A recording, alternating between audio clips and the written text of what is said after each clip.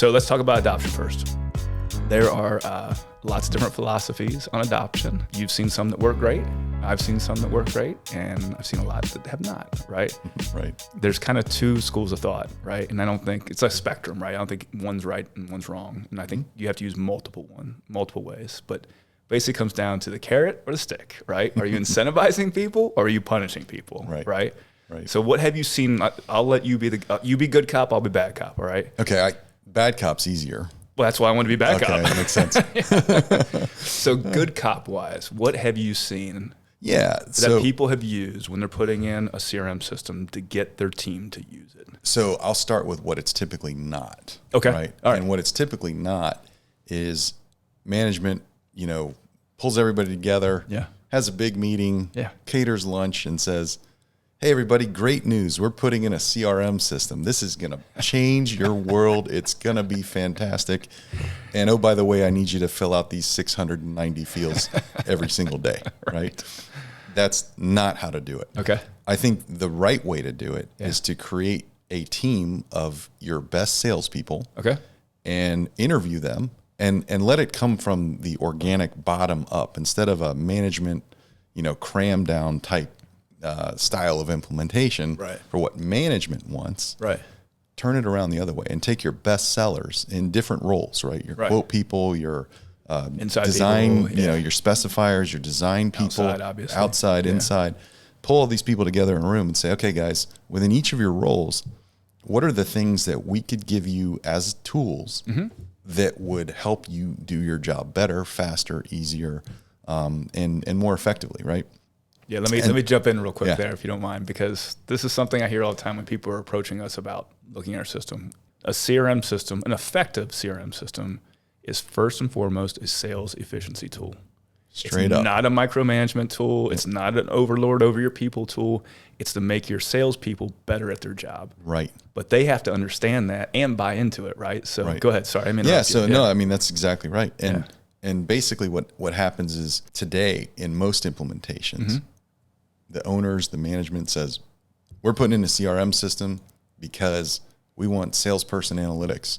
Well, that's not what it's designed for, right? And in the old days, a lot of systems are designed for that. Right. Have beautiful dashboards, but the clunkiness of a salesperson actually putting data into the system is terrible, right? And it's usually over-engineered a lot of times, where if you ask for 10 fields, you'll get nothing. Right. If you ask for 5, you'll actually get most of the important information you care about. Yeah.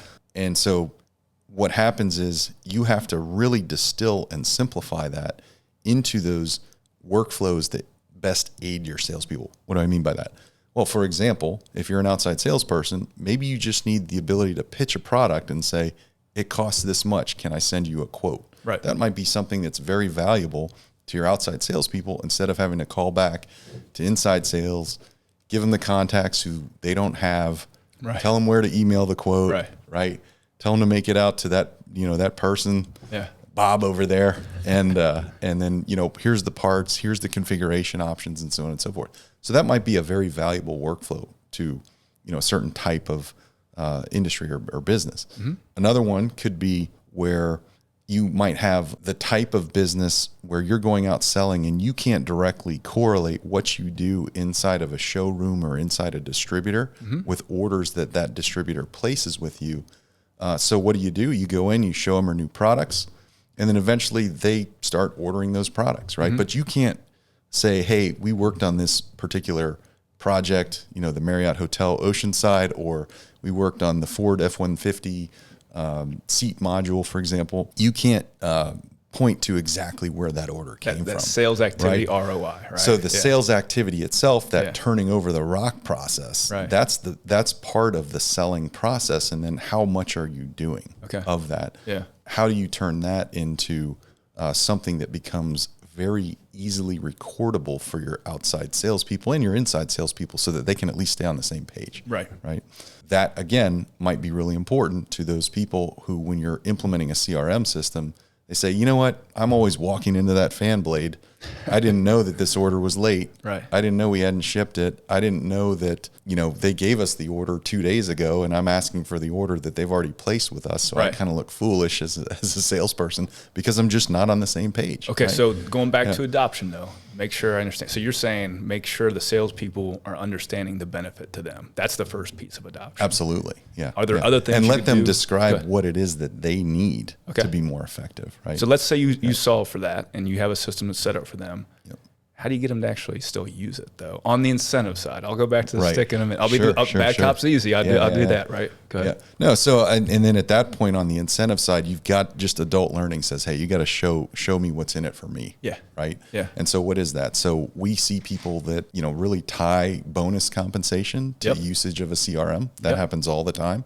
Hey, so make it a KPI for that sales person. A KPI. Yeah. Hey, you got to be in the system X number of times a week or do certain activities. And for most people, most companies, if you're in existence today as a company, especially as a rep company, you already have these sort of tribal rules built into your company, right? Absolutely. That are, hey, the expectation is you're going to go make 4 quality sales calls per day, right?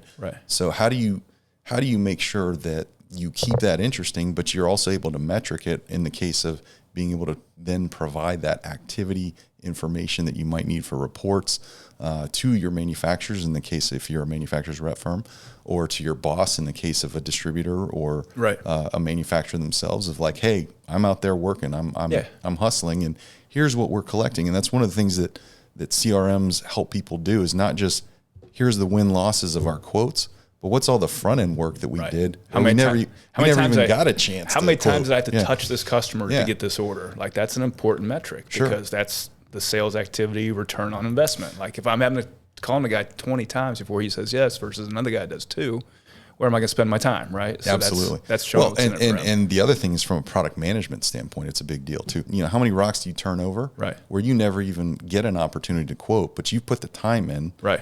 But you just don't have the right product. And then how are you going to get the right product, right? Maybe it's adding a new manufacturer that carries that product. Maybe it's creating a new product line if you are a manufacturer. Right. Yeah. And so it's that listening to the market piece that so many people miss. All right, so let me stop you there real quick. So I've heard what's in it for the salesperson. That's the first kind of big incentive. Well, then they can sell more. They can sell more. Tying it to their bonuses would be another incentive. Right. I've seen people when they put a system in, they do a little contest. Sure. You gamify it. Gamify it. Hey, whoever has the most sales activity, gets a Starbucks gift card. Or they had one guy who, one company, they had a deal where if everybody did their activity journals for the first 4 weeks, he took everybody to a baseball game in a box, like with food catered and everything else. So everybody's like, all right, I'm going to go to this baseball game, So what's right for your company on the incentive side, right? And I think even we've seen victory walls, right? Like who's out making the most sales calls, who's got the biggest orders, and so on and so forth, which any company can do. Yeah. But usually nobody would quantify that information unless you've got a system that helps you do that. So so when I was at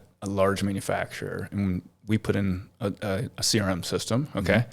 What we did is we had, during our weekly call, we would review the leaderboard. Right. So the first couple of months, it was just, you didn't want to be, I always showed the top of the leaderboard and everyone would be at the top, After the first 2 months, and I'm going to start being back up now, I'd go down the leaderboard and let's see who's at the bottom of the leaderboard. That's the wall of shame. That's the wall of shame. There's a victory board and there's a wall of shame. You don't want to be on the wall of shame. Right. And then eventually we got to, and when companies ask me, how do I get my people to use this, if they're not bought in? In a big company, it's pretty simple. We had a policy.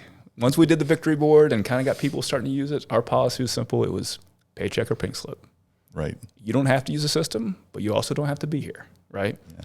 But tell me why that doesn't always work in smaller companies, because you came from a smaller company that was family owned before you were at Rep Fabric. So tell me why that doesn't always work. Honestly, so one comment on that is I think the paycheck or pink slip does happen in smaller companies, but it's really dependent upon whether that company has a very self-directed sales force versus management-directed. Which we're going to talk about that on its own. Yeah. So we'll come back to that. So we'll come back. You agree? I agree. So basically, what a lot of rep owners see is they say, "Hey, I've got this person.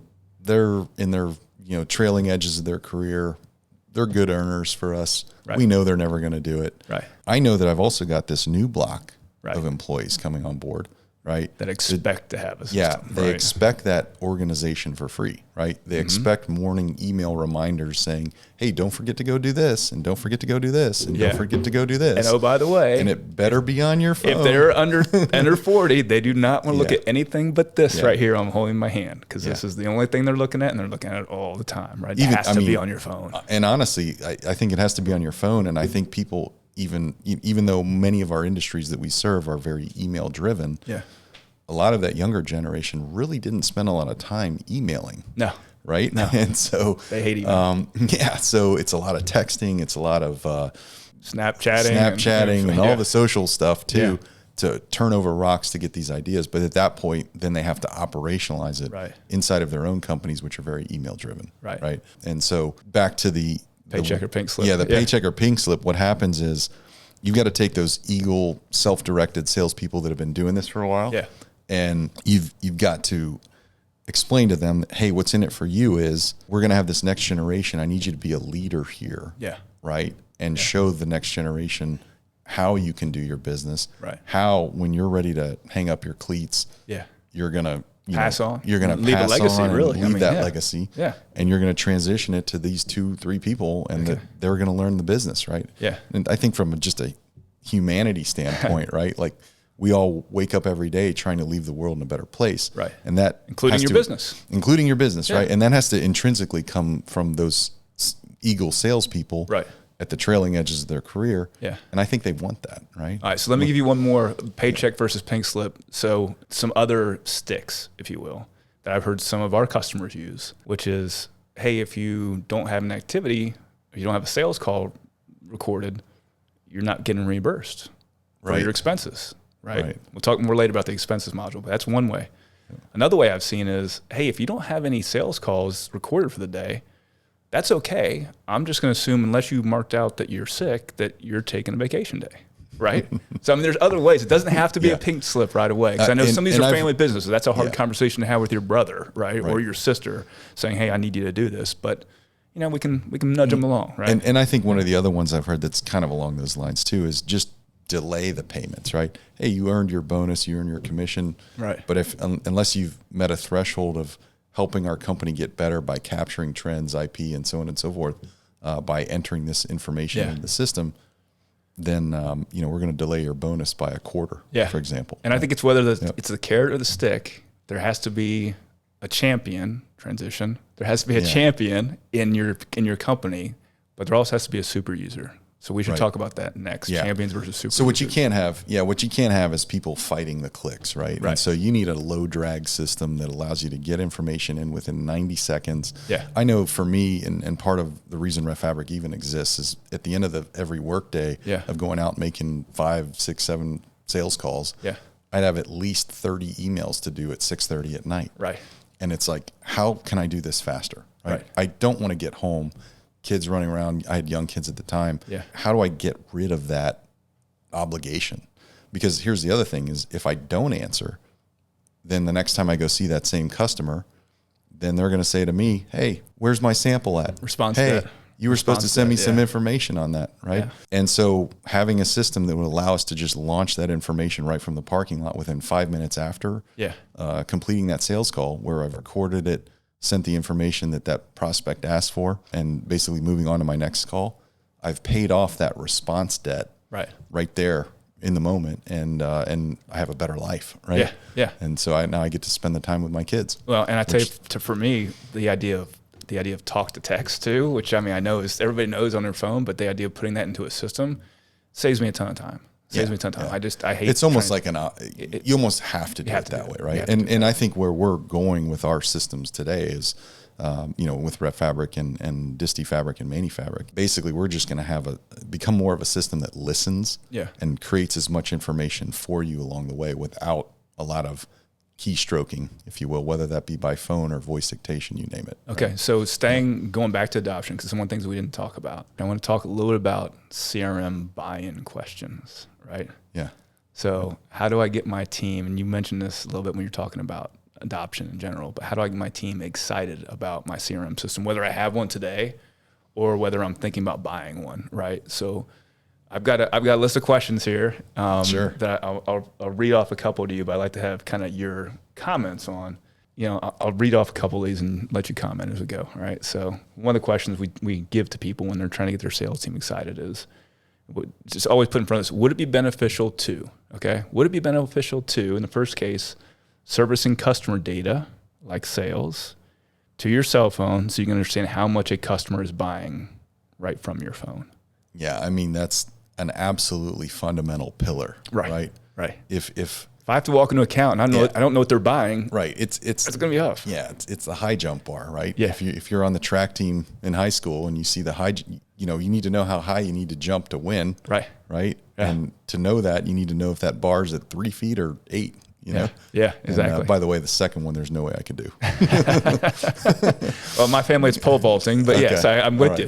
Same idea. Yeah. So I mean, we call those the North Stars, right? Yeah. What are those things that you can't do today that you need to make progress on in your business? Right. That would give you the advantages to sell more without a lot more effort. Right. And so every company has these North Stars because every company really comes from sort of tribal processes that have been built over the years. Right. And many of those, they've never been able to capture some of the fundamentals, like the company Rolodex. Right.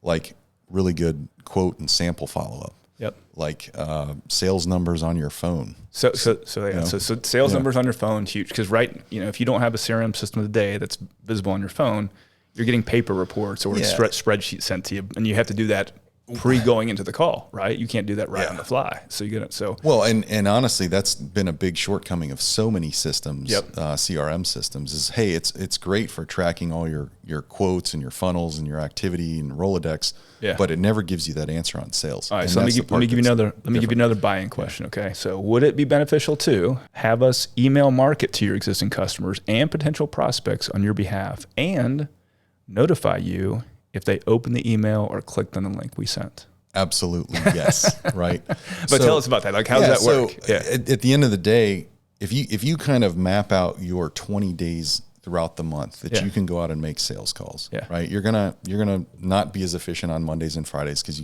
you're gonna have office work and office meetings and so on and so forth. So really, you got three and a half days a week. Maybe you can squeeze in 15, 20 sales calls. Meanwhile, you can send 2,000 emails out instantly, that some of which will be ignored, but announcing new products to your existing farmed contact database that you've segmented and classified, so that you know that if this is a product that is specific for radio frequency engineers and you're sending oscillator information to them, they're probably going to be interested. Right. Well, it kind of goes back to that company IP thing. Right? Yeah. That segmentation. I think for the salesperson who's trying to buy into the CRM system, it's really about, hey, will my company do this on my behalf? So now, am I enabling my marketing team to make me a better salesperson? Right. That's right. And I think furthermore, it's also that ability to discover opportunities when you're the salesperson. And where I was going with that is, if I can only go make 15 sales calls a week, I can't be in all of my 200 accounts. I want warm leads. Right. Yeah. So when are those accounts in a buying cycle, right? Or in a design and specification cycle that I can jump in the middle of? Right. Well, I can't canvas all my customers fast enough to do that. Right. So that's why your email marketing and social media posting and so on and so forth, you're just trying to become a detector of buying signals. Right. And so what's happening with email marketing today is getting a little more challenging because there's a lot more spam filters and things like that. But if you're sending it to someone that you know, and they know you and they respect you because you follow up on what you say you're going to do, they're probably going to look at it, especially if it's something that's targeted for them and what they do and they build in their day-to-day lives, right? Yeah. And so what I find is that with email marketing in particular, it's really the salesperson who's standing there in their inbox when you're not there. Yeah. And that's something that your email marketing people have had a very hard time qualifying and quantifying its effectivity, right? They're going to spend $1,000, hire an outsourced marketing agency and then promote all this information on Facebook, email, etc. But what warm leads and what warm traction happens because of that? And historically, there's never been a link between we did all this email marketing and we got our commissions that showed up in our wallets. Right. Right. And so being able to tie those two together is a very big deal. So with our system, what that allows you to do is say, hey, I can, not only did I see that I sent emails to these people who I've discovered and qualified and quantified, but I've also now see that they have clicked on a link, which to me is a new product that particular person seems interested in. And it might be worthy of a phone call to that person because they're sending you a buying signal that you can then track through, your sampling, your quotes, your orders, your invoices, and then finally your commissions that you've earned that get put in your wallet. So to break that down, break that down a little bit more if we could. Yeah. So how that works, the function of that is you would go in as a salesperson, tag somebody as a certain contact group. Right. You or your marketing team would email that person somewhere down the line about this new product you just talked about. If that person clicks on the link, as long as the email system like Constant Contact, MailChimp, AutoClose is integrated to your CRM system, that salesperson will get notification. Right. Maybe they get assigned a task. They may get assigned an activity or an opportunity. In our case. But those things all have to be able to be synced in order for that to happen. Right. Without that, you kind of have email campaigns that, we had this open rate. Back to the silos. Yeah, right? Exactly. And that's how most people email market today, right? They're not landing those leads, or they're sending those leads after a big campaign runs. They're sending them over on a spreadsheet to each of their salespeople and saying, good luck, guys, but there's no loop closure as part of that to say, we actually used them while they were hot. Yeah. Right? And in my old business, my marketing team would say, hey, we're going to run the air campaign of this war, and sales team's going to run the ground campaign. Yeah, I love it. Yeah. The problem was, unless there's connections and communications between the two campaigns, they're not nearly as effective, right? Yeah, absolutely. So that's where this integration becomes so important. It's just like anything, right? You got to surround them where everywhere your prospect looks, they're still finding you. Right. Oh my gosh, Right. We can't get away from these guys, right? Yeah. And what they're making sounds really cool. Let me stop and step out of my whirlwind day to day and actually look at what this person's offering me.